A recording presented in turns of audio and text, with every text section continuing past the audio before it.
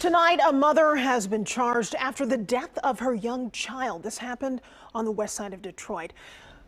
We can tell you this is such a horrific story. The young boy was found decomposing inside of a basement freezer. And as the mother sits behind bars today, family, friends, and the community came together to remember Chase. Fox 2's Camila Mary was there. She joins us live with the story. Camille.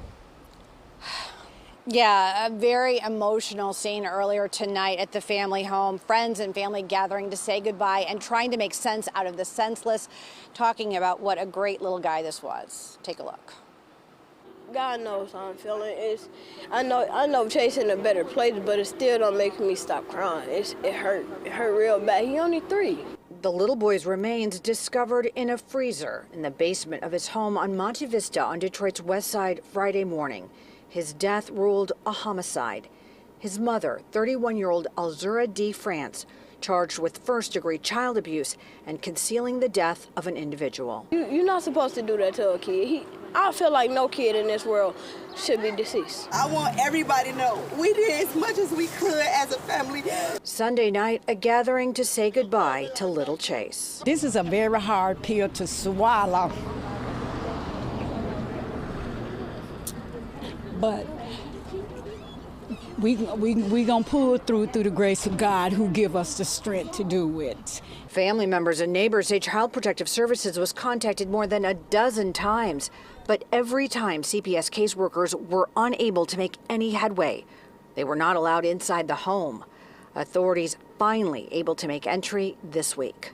Just this time, the signs were strong enough for them to go ahead and locate him. Right now, it's unclear how Chase was killed and how long he'd been deceased. Cheryl Hardy lives next door. I would have never known. She told me that he had gone to Alabama with a family that could take care of him and that he required a lot of attention. And I believe that. The little boy required a lot of attention because he was blind. But as his cousin tells us, that wasn't always the case. Yeah, he could see perfectly. So, like, if I would have said, go get some juice, and he wanted some juice, he'd point at the apple juice and stuff. He was a smart baby. Now, a GoFundMe has been set up to help raise money to pay for Chase's funeral. If you would like to help contribute, we'll put a link on our website, fox2detroit.com. Reporting live, Camila Mary, Fox 2 News.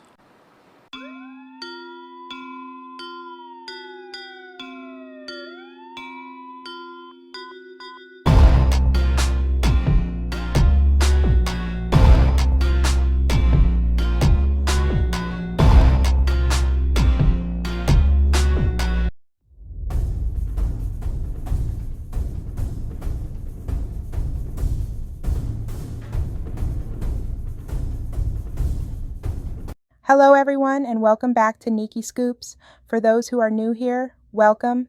And for my loyal subscribers, it's great to have you back.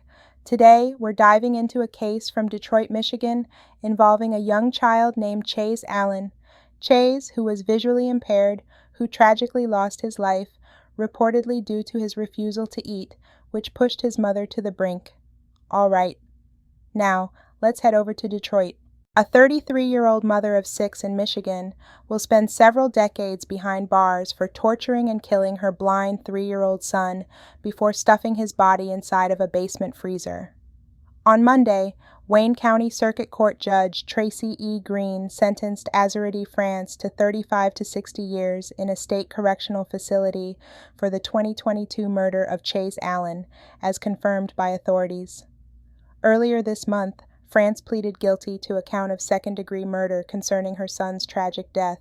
She was credited with 767 days of time already served by Green. A reporter from Detroit's Fox affiliate noted that during Monday's hearing, France remained silent. Reports indicate she sat still in the courtroom, covering her face with her hands as Green announced her sentence.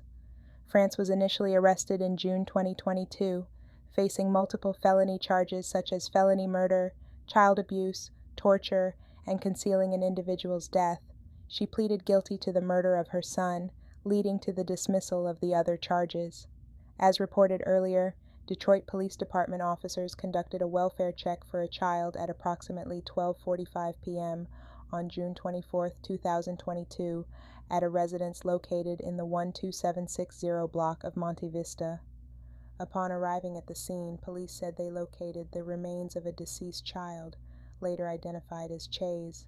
Inside a freezer in the basement of the home, France was apprehended and taken to the Wayne County Jail. Detroit Police Chief James E. White stated that the discovery inside France's home was something that no one should ever see. The other kids, just imagine what they must have gone through and what they must have endured being inside of that home, the police chief said at the time. And yes, a child was decomposing, and yes, the child was found in the freezer. White mentioned that during the initial interaction with France, the officers sensed that something was amiss based on her communication style and her persistent attempts to dismiss the police and child protective services, acting as though there was no issue. Nevertheless, the officers were convinced that something was amiss, prompting them to search the residence and ultimately find Chase's body. Wayne County Prosecutor Kim Worthy expressed her shock at the case's horrific details. The purported facts in this case have shocked even those who are hard to surprise, Worthy stated after France's arrest. Our children remain vulnerable, not only to gun violence, but also to the supposed murderer residing in their own home. In a police interview, France stated that on one evening in late March 2022, her frustration escalated with Chase's refusal to eat. So she whipped the boy with a belt and kicked him at least once in the chest. When she went to check on him the following morning, the toddler was dead. The Detroit News reported that France expressed to a homicide detective her growing frustration due to the blind child's special needs and her lack of assistance. She also stated that Chase was meant to be with his father, who had taken care of her children before. He was so changed, France allegedly informed the police about Chase. My father wasn't meant to bring him back to me. Additionally, France reportedly explained that she didn't call 911 out of fear police would take her other children away. Instead, she reportedly told the two children who found Chase's body that she'd take care of it and placed him in a bag which she brought down and stuffed into the basement freezer.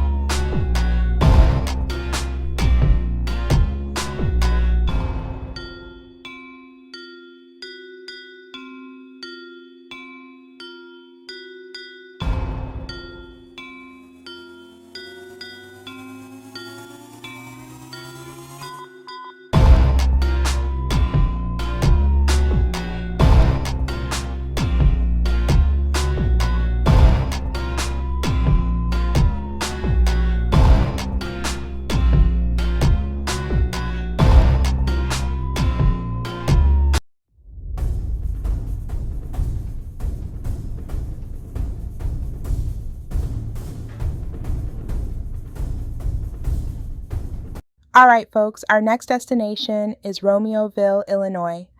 Here, a heinous crime was orchestrated by a woman who, upon discovering her fiancé's infidelity, plotted a scheme of false accusations. She manipulated him into believing he was being targeted by a Mexican cartel, compelling him to eliminate his mistress and her family. These tales are always outrageous, so get your popcorn ready and let's dive into the details. The investigation into the 2023 murders of a Romeoville family has come to an end, and records obtained by WGN reveal some shocking new details. Yeah, investigators now say the mastermind behind it all was a shooter's girlfriend. WGN's Courtney Spinelli combed through hundreds of pages of reports and shares what those and new body cam footage reveals. There's a gate over there. It's a case rife with heartbreak and mystery, one that started as a call for a welfare check on September 17th, 2023.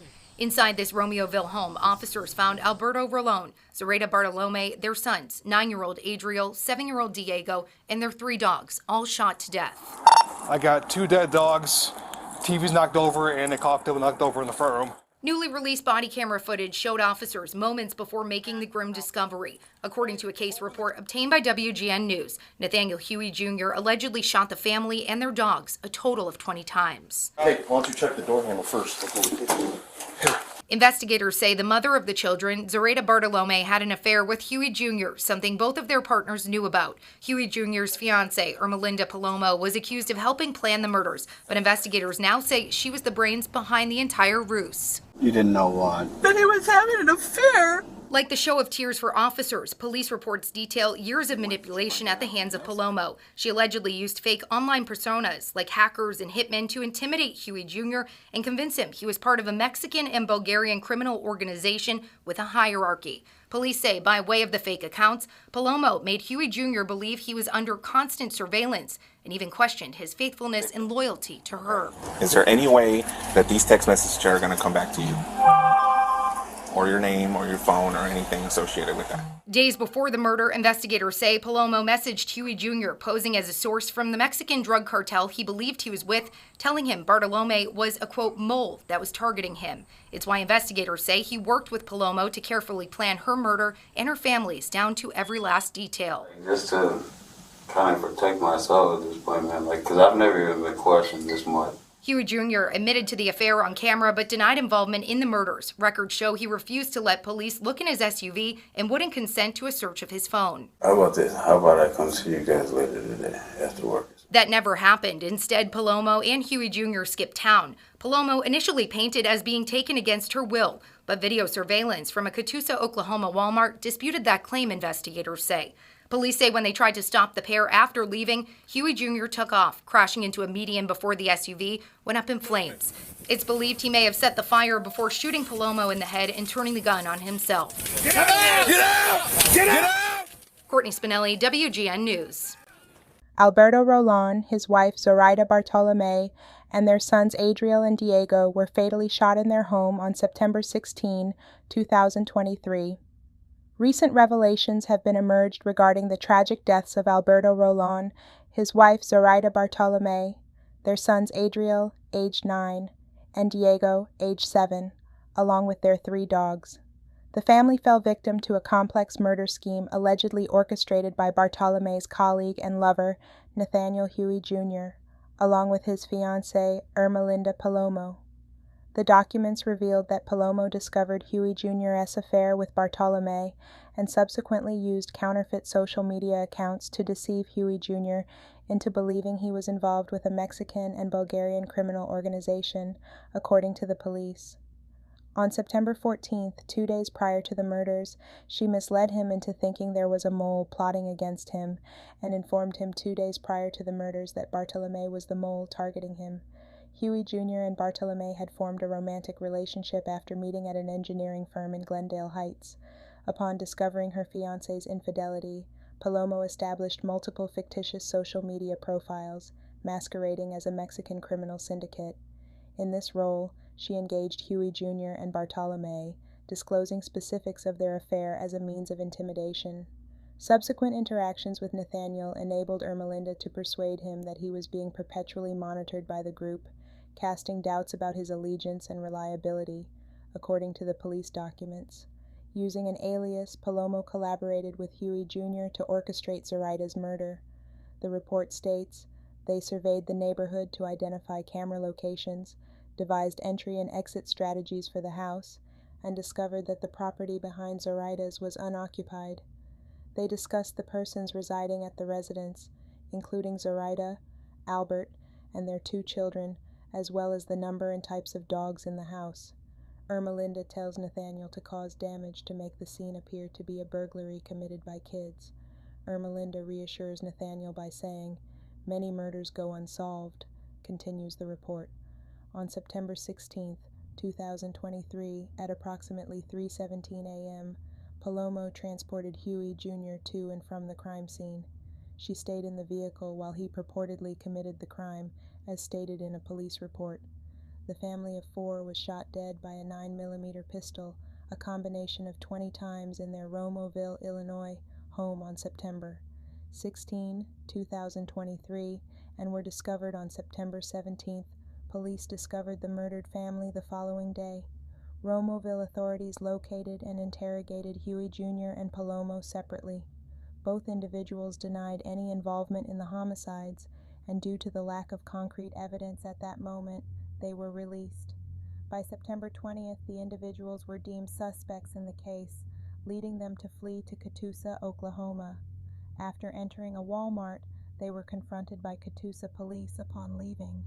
A subsequent car chase culminated in Huey Jr.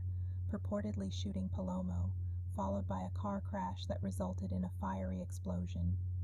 Huey Jr. perished in the accident, and Palomo was hospitalized, where she later succumbed to her injuries. The newly obtained records document that Huey Jr. allegedly confessed to his mother that he was the killer.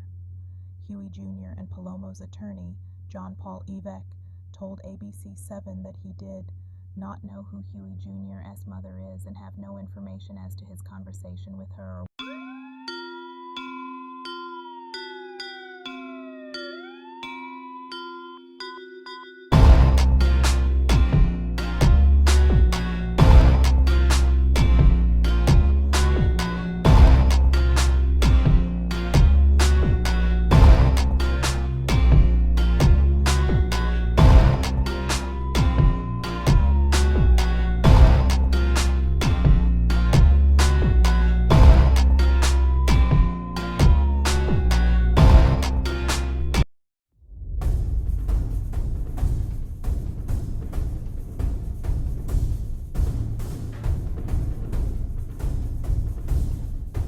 It's time for my input before I share the next incident from Texarkana, Texas. Let me emphasize, you must not allow just anyone to discipline your child, particularly not someone you're dating. You have the ultimate authority to teach your child right from wrong. Boundaries must be established to prevent others from overstepping when it comes to your child. No amount of love justifies granting someone the power to harm your own flesh and blood. The stories I've reported are often similar, with abuse or death typically caused by a step-parent. My condolences to the young child who lost his life way too soon. I hope justice is served and the guilty parties face a lifetime in prison. Now let's talk about it.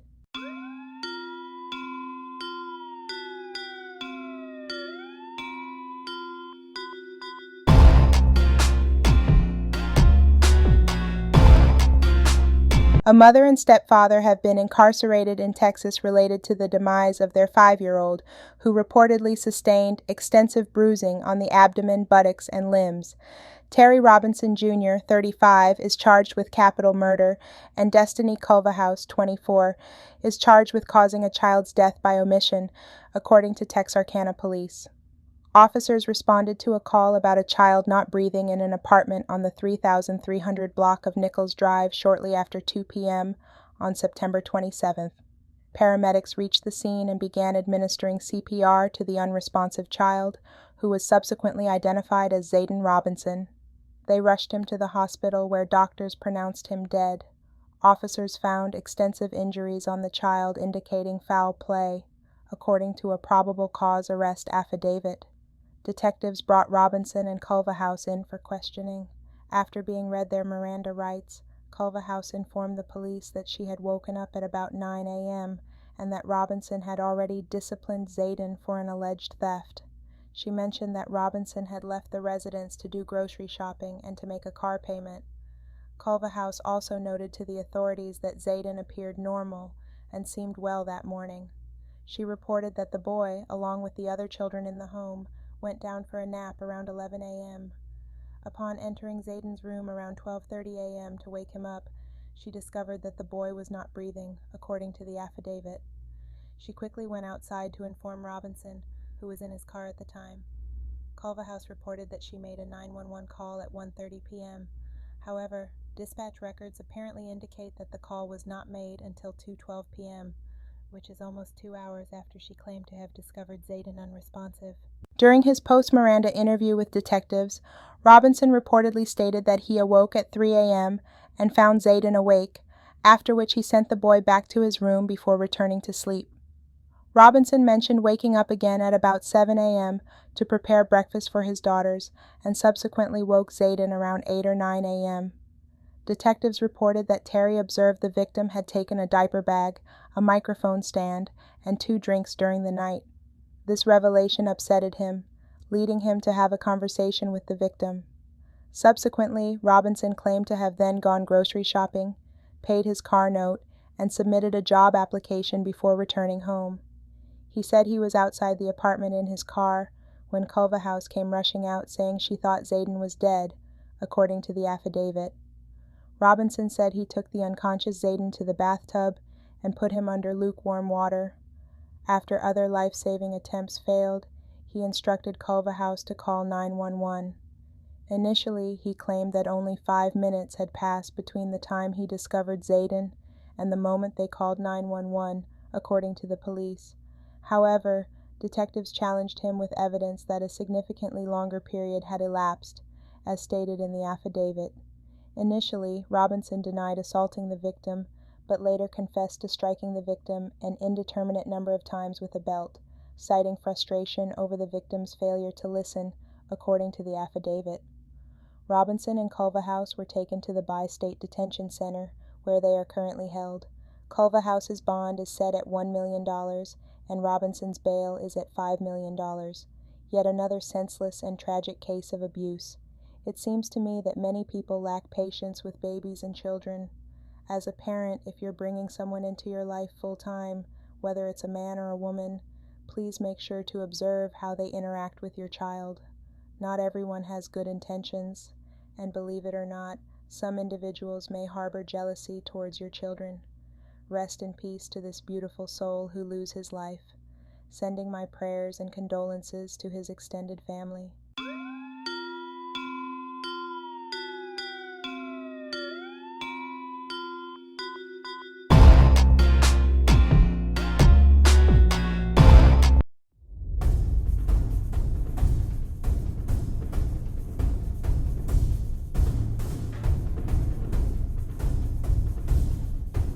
We now turn to a heartbreaking story from Glendale, Arizona.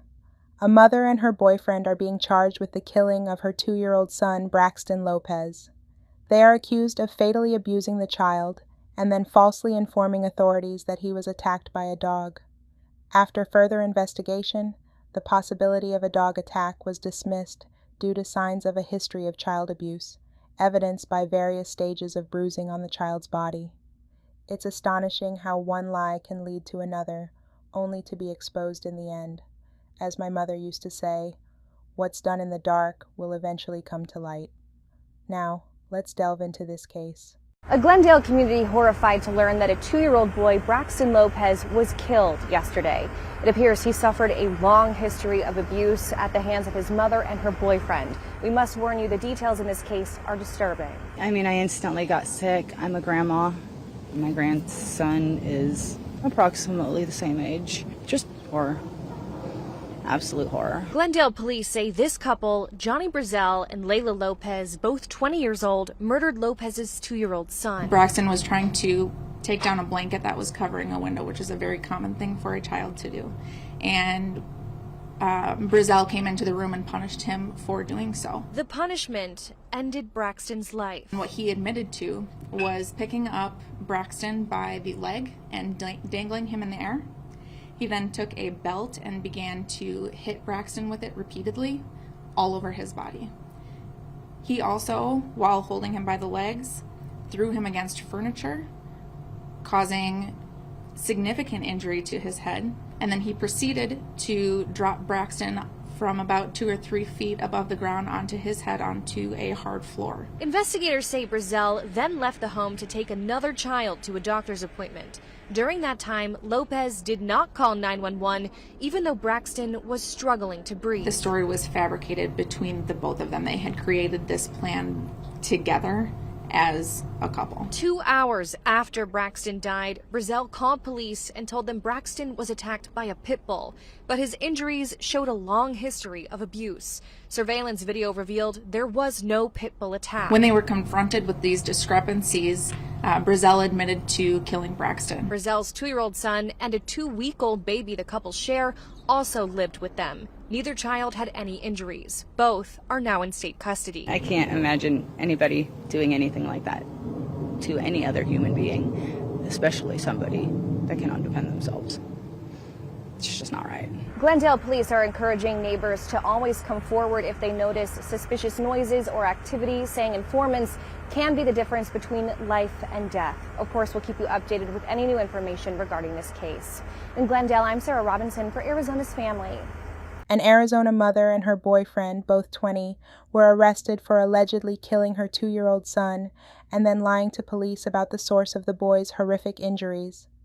Layla Lopez and Johnny Brazel II were taken into custody on Tuesday, and each have been charged with first-degree murder and child abuse in the brutal slaying of young Braxton Lopez, authorities announced. The Glendale Police Department in Arizona reported that officers and firefighters were dispatched around 10 a.m. on May 16th in response to a 911 call from Brazel. He allegedly informed the emergency dispatcher that Braxton had suffered a dog attack earlier that day and had ceased breathing. Upon arriving at the scene, first responders allegedly observed multiple injuries to the child, including numerous bruises all over Braxton, GPD spokesperson Gina Nguyen said during a Wednesday press conference.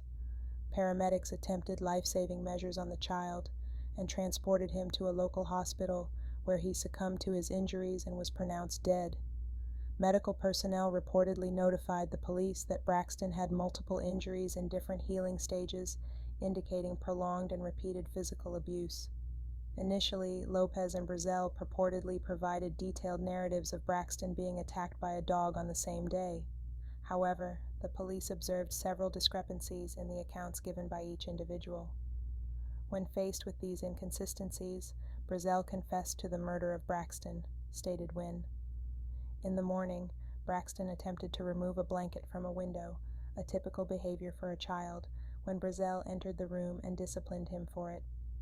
Brazel allegedly admitted to picking Braxton up by the leg and dangling him in the air by his leg, then taking a belt and hit Braxton with it repeatedly all over his body.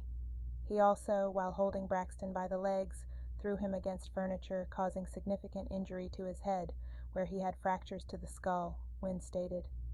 Brazel allegedly told investigators that he intentionally dropped the child on his head onto the hardwood floor several times.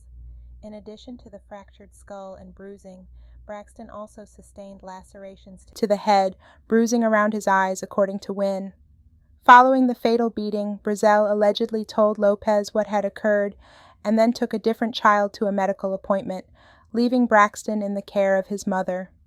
Rather than calling 911 or seeking medical attention for Braxton, who was noticeably struggling to breathe, Lopez allegedly gave the boy a bath and then put him down for a nap.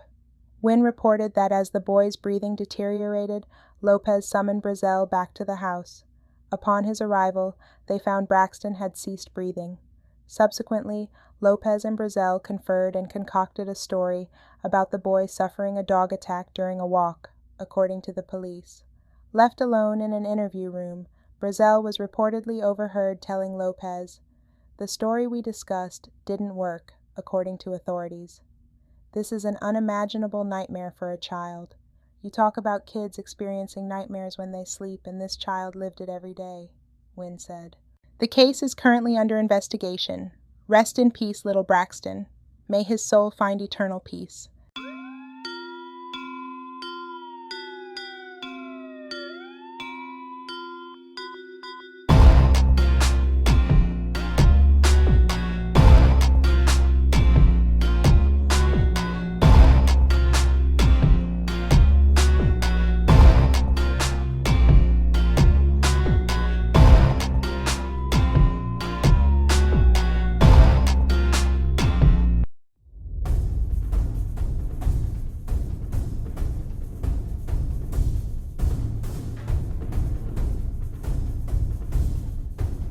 popular TikTok creator is being held in a Texas jail in connection to the murder of a therapist in Louisiana. Tyrone Ishmael Thomas goes by Mr. Prada on TikTok. He has over 4 million followers online, and police say he was the last person seen driving a stolen car after the murder of a therapist whose body was found in a tarp on the side of a highway. Thomas was arrested on charges related to damaging property, resisting an officer, and unauthorized use of a motor vehicle. He is not facing any charges related to the death right now, but a lot of questions here. So Maya Eaglin joins us now on set with more. Maya, this is an odd case because this is a huge influential person on TikTok. It seems like there's some connections, or at least a location that maybe he was near where the victim was, but it's unclear right now if they actually know each other, right? Walk us through this. Yeah, it's unclear. There's a lot of gray area right now because it's so early in this investigation. Police are saying that Thomas is a person of interest in this case, but they haven't directly said if there's a connection with the victim, William Nicholas Abraham, who was a 69-year-old therapist in Baton Rouge, Louisiana. Police found his body on Sunday with blunt force trauma to the head. And on Monday, they labeled Thomas as a person of interest because they say he was the last person seen using the victim's car. When they tried to arrest Thomas, he actually fled the scene and somehow ended 400 miles away in Dallas, Texas, where he was taken into police custody. But if you look at his TikTok today, a lot of people are asking questions, speculating how this all happened, and some people even commenting on his behavior and mental health. Let's take a look at some of those clips. Don't do anything drastic unless you want to look like this. Life is a prison. Get me the out. Like, I just woke up yesterday. I looked up yesterday. I looked at the ceiling. I said, ah! So again, some concerning behavior there that his audience members are pointing out, but we still do not know what the direct connection is to the murder crime. Okay, and do we know right now if they had a relationship prior to this? Have police said anything? Police haven't said anything. We do know that the Dallas Sheriff Department confirmed that he was arrested in Texas, but they actually told us that this case is being turned back over to the East Baton Rouge Sheriff's Department. There, as you mentioned, he's been charged with 3 things already: aggravated criminal damage to property, resisting an officer, unauthorized use of a motor vehicle. But again, we are waiting to hear if there are any direct connections and charges to the murder, which we just don't have that information just yet. All right, Maya Eaglin, thank you. We'll move on to Dallas, Texas, where the notorious TikToker known as Mr. Prada is facing murder charges for the death of a Baton Rouge therapist, William Nicholas Abraham. The reasoning behind the murder and the nature of the relationship between Mr. Prada and Abraham are not clear. No clear motive has been announced.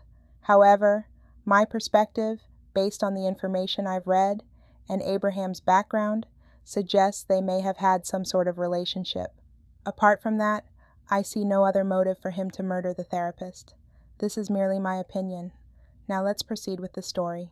A TikTok celebrity with close to 4 million followers has been detained in relation to the death of a Louisiana therapist named William Abraham. Abraham was not only a life coach, licensed professional counselor, and motivational speaker, but also an author. Additionally, he dedicated 11 years of his life to serving as a priest in the Catholic Church. Terrion Thomas was taken into custody in Dallas last week, facing allegations of fatally bludgeoning Abraham late the previous month and subsequently abandoning his tarp-wrapped body along Highway 51 between Fluker and the village of Tangipahoa. Police have confirmed that Terrion Thomas, infamously known as Mr. Prada 456 on TikTok and boasting 3.9 million followers, uploaded his latest video around September 29th. On September 29th, a passerby discovered Abraham's body inside a tarp, which had been rolled up and left on the side of a highway, according to the Tangipahoa Parish Sheriff's Office. According to an arrest affidavit, when the blue tarp was cut open, Abraham's body was found rolled up inside a gray comforter bound by duct tape. A coroner determined Abraham died as a result of blunt force trauma, officials said, and ruled his death a homicide.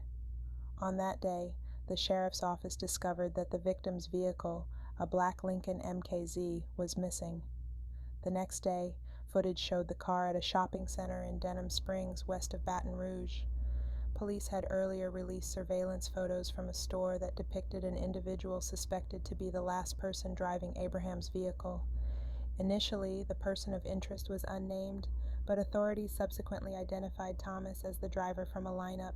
Over the past year, Thomas's followers have expressed concern for his well-being after he posted about feeling lonely, announced he would abandon the name Prada, and shared several videos in which he appeared with a shaved head and eyebrows.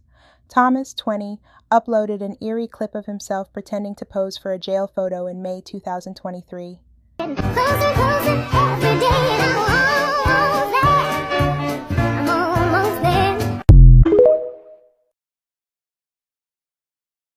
You can hear him stating, "Practicing for my mugshot cues, this might be the year someone gonna meet God if they piss me off too much," he captioned the video, while lip-syncing to the song Almost There from Disney's The Princess and the Frog.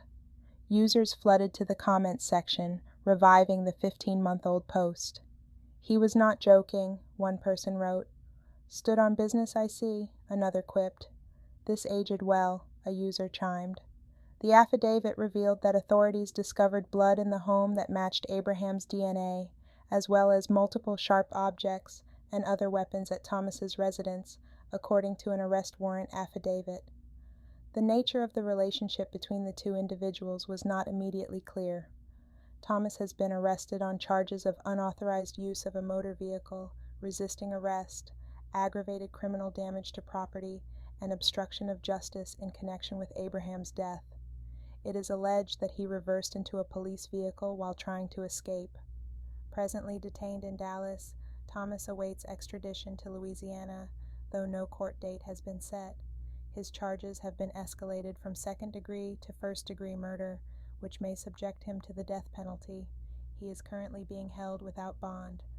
I appreciate the work done by the Tangipahoa Parish Sheriff's Office, Baton Rouge Police Department, U.S. Marshals Service, and all others involved, East Baton Rouge Parish Sheriff Sid Gautreaux said in a statement.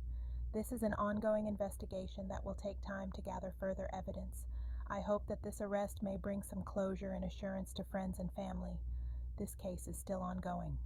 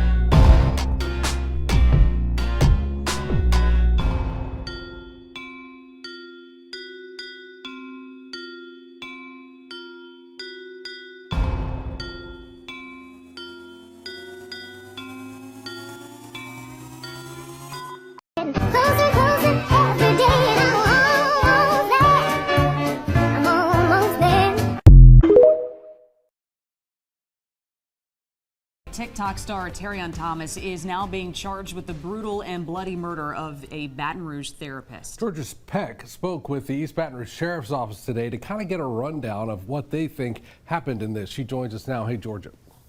A search of Mr. Prada's apartment, whose legal name is Terrion Thomas, uncovered evidence connecting him to the therapist's murder. This is where deputies believe the murder happened, an apartment complex off Essen Lane in Baton Rouge. They say surveillance video shows the victim, Dr. Nick Abraham, arrive here at Mr. Prada's apartment Saturday morning. But he never walked back out. We have a witness at the apartment complex that saw the suspect dragging what we now believe is the victim's body. Someone saw the body Sunday morning in Tangipahoa Parish, wrapped in a tarp and left alongside a highway. These photos were released Monday of a person of interest in the case. I'm bipolar. It turned out to be Terrion Thomas, the TikTok personality. Monday afternoon, Baton Rouge police say they spotted him driving the victim's stolen car along Sherwood Forest Boulevard. Witnesses tell us police had him stopped in this parking lot. He tried to back up, and when he realized he couldn't get out, he hopped up onto this curb and went through this breezeway. He drove through this way, crashing into this planter right here, and then made his way to the back parking lot. The wheel then fell off the car back here. He got out and ran through those buildings. The police chasing him with his gun out, move back. And watch closely here. A woman who saw it unfold shot this video of the driver, believed to be Mr. Prada, running off. When that information went out to everyone, we had family members that reached out and said, hey, he got a ride back to his apartment after the pursuit with BRPD, and somehow he got to the bus station. And from the bus station, he took the bus to Dallas, Texas. The U.S. Marshal Service arrested him in Dallas late Tuesday. When detectives searched his Baton Rouge apartment, they say they found evidence that a violent physical altercation happened there, including several sharp objects and weapons, plus a large amount of blood. With samples of that sent to the state crime lab Wednesday night, they got a match. We have a DNA match at the suspect's apartment for the victim. We do believe that that's possibly where the crime occurred. The East Baton Rouge Sheriff's Office says this investigation is still ongoing. We still do not have any answers on what the motive was here, but EBRSO says as of right now, there is no evidence that Mr. Prada was one of the therapist's clients. He's being brought back here for questioning, and of course, we'll keep you updated as we find out more. Guys? All right, Georgia, thank you. A lot of layers to this story as it continues to unfold. You can catch up and stay up to date with our coverage right now on WAFB.com and the 9 News app. Thank you for watching until the end of my video. Your loyalty as a viewer is greatly appreciated. Please take a moment to share your thoughts in the comment section below on any of these videos. I enjoy interacting with my audience, so don't hesitate to leave a comment. I'd love to hear from you. See ya in the next video.